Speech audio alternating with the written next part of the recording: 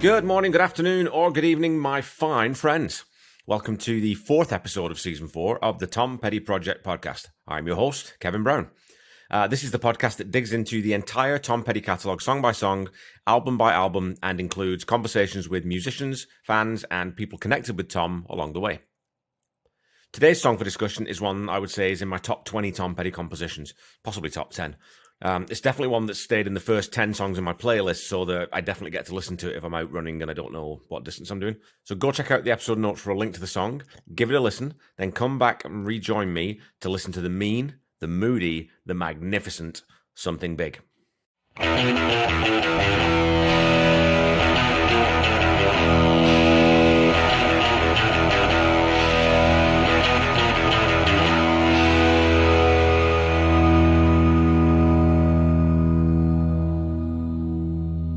In a 1981 interview with Melody Maker magazine, Tom is asked whether there is any autobiographical elements to songs like Night Watchman or Something Big. And he says, well, there has to be some of me in it, or I couldn't write it. I couldn't sing it anyway. To me, it's just like people I've seen around over the years. And he goes on to relate this idea to the music industry, saying, this business, it's like something big. It's like one of those seedy businesses where there's always some person where you can see no visible credentials. According to Tom, the song was written on piano, and so, as with many of the songs written that way, Tom actually plays the piano part on the recording, with Ben Mont taking on organ duties. In conversations with Tom Petty, Tom tells Paul Zollo, I played it that way because the only way I knew it was on piano, and I played it on a Wurlitzer electric. Like so many deep cuts, the song was played only sparingly, and somewhat surprisingly was not included in the set list of any of the Hard Promises tour shows.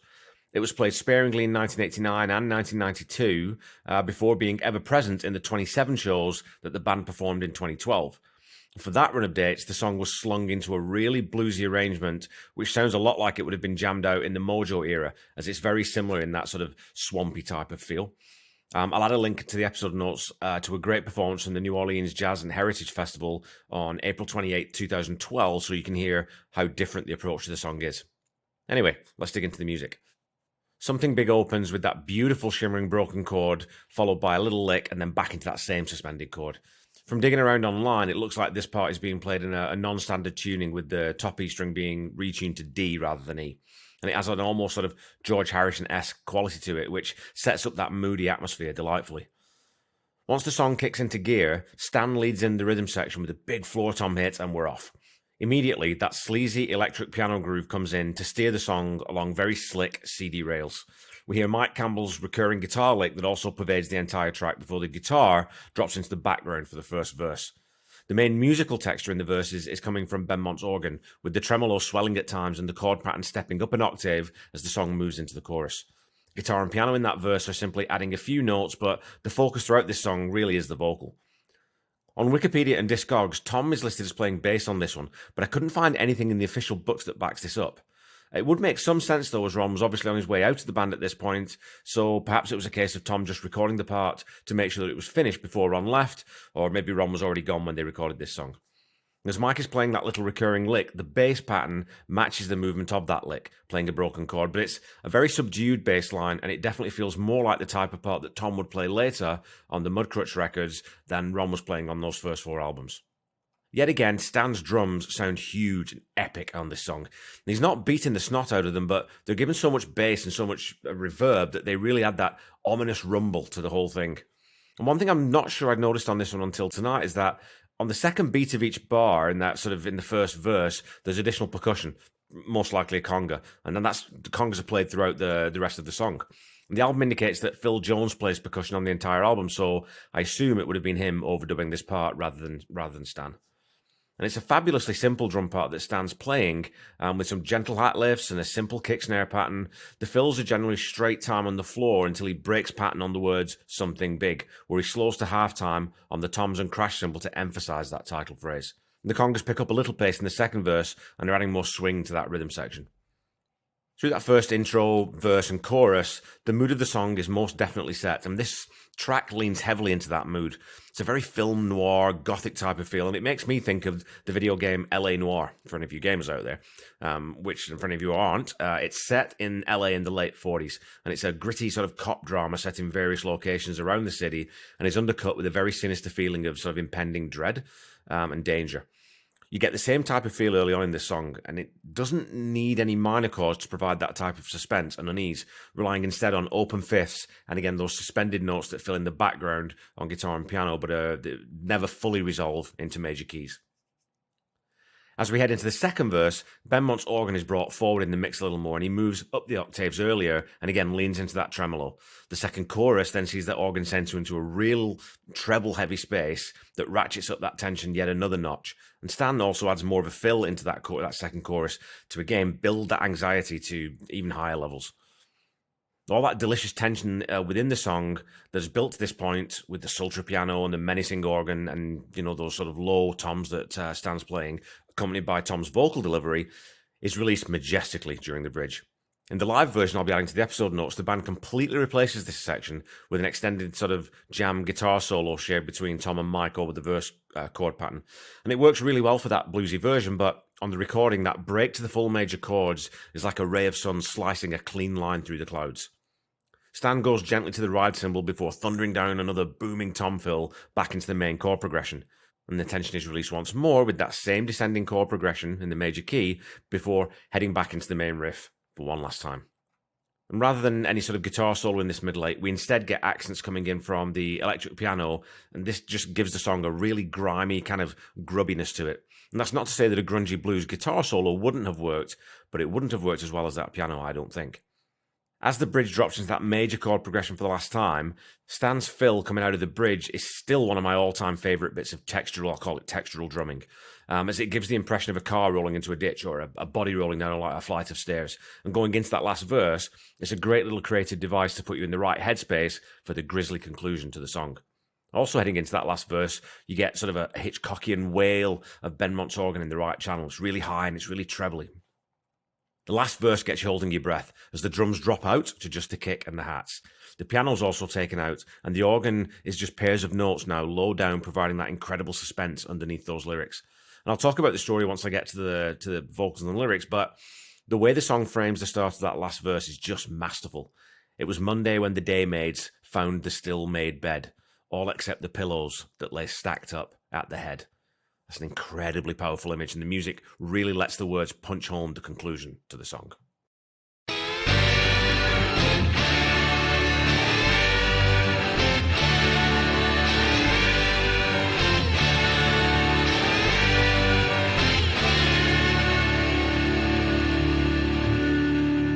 Alrighty, folks, you know what it's time for, don't you? It's time for some petty trivia. Last week's trivia question was this. At which Los Angeles venue was 1985's Pack Up the Plantation primarily recorded? The answer, as many of you guessed, is the Wiltern Theatre. The beautiful 12-story Art Deco building is an iconic landmark in LA, situated at the corner of Wilshire Boulevard and Western Avenue at the western edge of the city's Koreatown. 10 of the 16 tracks of the Heartbreakers' first full live album were recorded at the venue on August 7th, 1985. And some notable songs that didn't make the cut from that performance, however, were Don't Come Around Here No More, Don't Do Me Like That, and fan favourite Spike. Your question for this week is this. Tom's paternal grandfather, William Carlo Petty, was better known by which nickname, which would eventually make its way into the lyrics for a song from 2010's bluesy jam album, Mojo.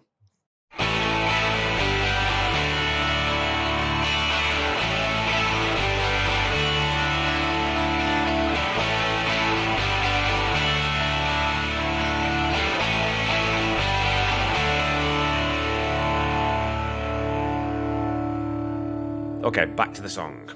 Tom really leans into the drawl in this one and bends those syllables almost to breaking point at times. He never comes out of that low register, and as with everything else, that decision just gives the song so much more menace.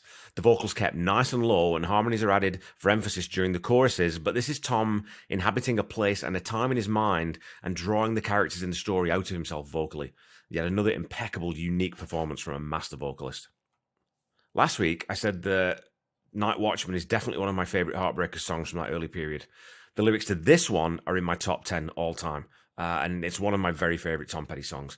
I just instantly connected with the seedy vibe of them, and I think that it could be partially coming from the fact that I'm pretty sure that I know that I heard Tweeder and the Monkey Man before I heard Something Big, and they have a very loose sort of connected feeling in my mind, that sort of the framing of the story and the sort of the characters and their personalities. In conversations with Tom Petty, Paul Zollo tells Tom that Something Big is a great use of a title and asks if it was fun to write. Tom says, yeah, it was tremendous fun because it was kind of a little movie and it was one of my first attempts at making characters. So I got into it and it was fun. I could quote basically every line in this song as an example of Tom's lyrics at their best. Of course, we're introduced to Speedball and the night clerk.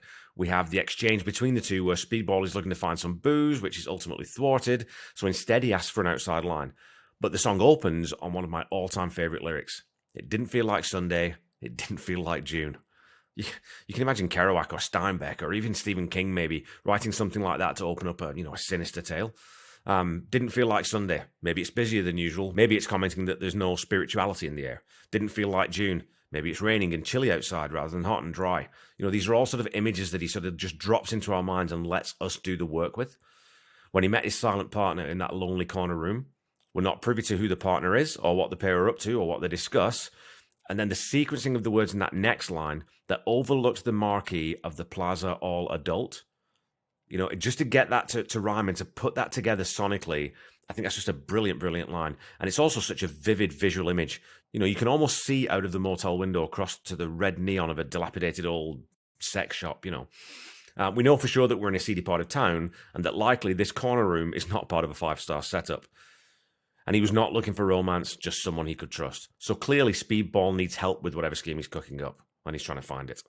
The second verse sees that exchange between Speedball and the night clerk, which leaves the former disappointed, and as contact is made on the outside line, we're led into that last verse.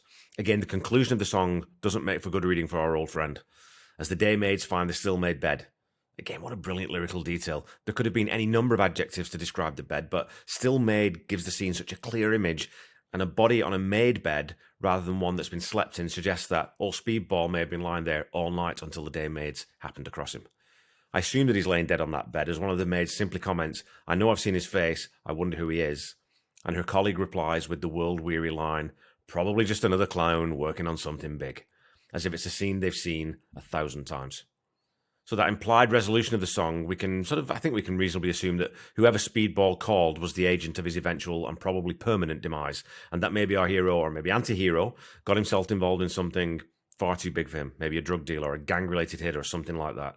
At least, and this is the beauty of the song, that's the image that it conjures up in my mind. Other people may see it from an entirely different angle, and that's why I love this song and music generally so, so much.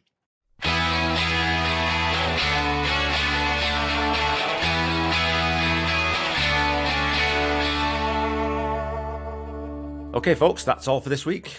If Night Watchman was Tom settling into character building mode, Something Big was the equivalent of him hiring a full movie studio and directing his first short film. Wouldn't it be great if someone actually wrote a treatment of Something Big using the character names and the general plot? I know there's not much to go on, but there's surely enough for some creative brain. You could even bring in the Night Watchman and maybe a love interest from inside her.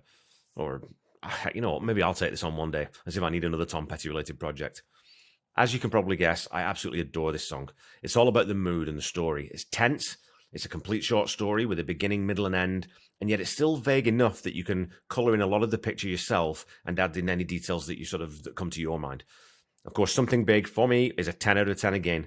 I've often said that I rate Hard Promises ever so slightly higher than Damn the Torpedoes, but in doing the episodes for the last album, I was curious whether I would still feel that way. Now, in terms of side one of the album so far, I think that assertion is holding up. Don't forget to follow me on Facebook and Instagram at The Tom Petty Project and on Twitter at Tom Petty Project. And of course, you can find me on YouTube. So go follow, like, subscribe as applicable, and please leave a review or a rating if you haven't done that already. Keep talking to me on social media. Again, if I don't reply on Instagram as quickly as I should do, maybe, I apologize, but it's the one that I use least. As a reminder, the Tom Petty Project is not affiliated with the Tom Petty Estate in any way, and when you're looking for Tom's music, please visit official channels like their Tom Petty YouTube channel or any of the sort of authorized streaming platforms when you're trying to find that music. And also, again, please go to tompetty.com for official merchandise. Don't forget to check out the Tom Petty Nation and Tom Petty Fans Forever groups on Facebook.